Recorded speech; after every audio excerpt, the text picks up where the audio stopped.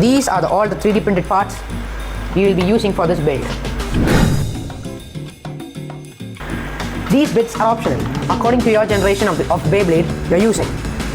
This is the metal gen, this is the burst gen, and this is the newly launched Beyblade X.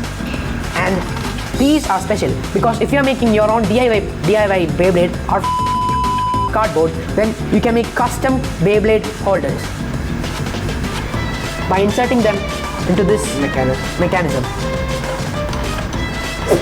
First of all, for making this part, you need to take the smaller gear and insert it thoroughly into the lower part of the rod, and make sure that you glue it in place so that it doesn't move. And next, take the bigger gear piece, make sure the teeth are facing up. Make sure the teeth are facing up and insert the spacer and glue it.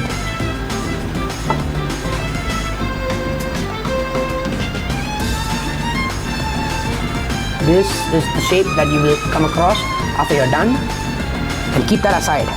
For the next section, take the rod, insert it, make sure the gears are pointing down, and put the spacer on top and add some adhesive. This is the shape you will end up with. Add the square piece to launcher's side. There are two, but I will only be using one. 1 hour later, 2 hours later. On to the next part, start with the bottom piece. Insert this part into that hole you can see there, like that, so that make sure that it freely spins. Next, take the other gear piece, insert it like that. Make sure they have contact with each other, and put on the top piece, the upper part, like that. Those two rods should coincide to their respective axes, like that, and they should be able to freely spin. Moving on, we will use this part.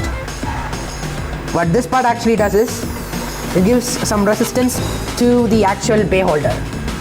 In the file, you can also find 3 teeth pieces of this, so that it will give a bit more resistance, but I'm using this 2 teeth one. Next, you can make your own custom Beyblade holders, or you could choose one of these from any gens. For now, I will be using the burst gen one. Next, you will need to screw this on. Next, we will add a screw so that the bay holder will stay there.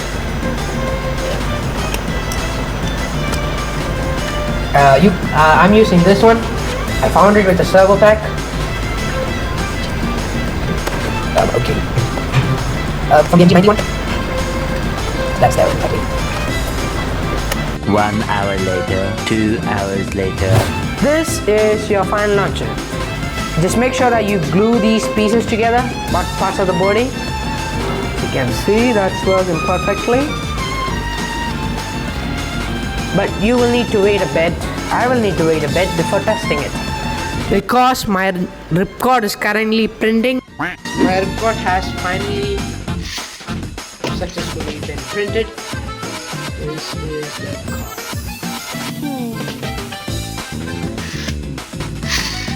Can be used for left spin and right spin.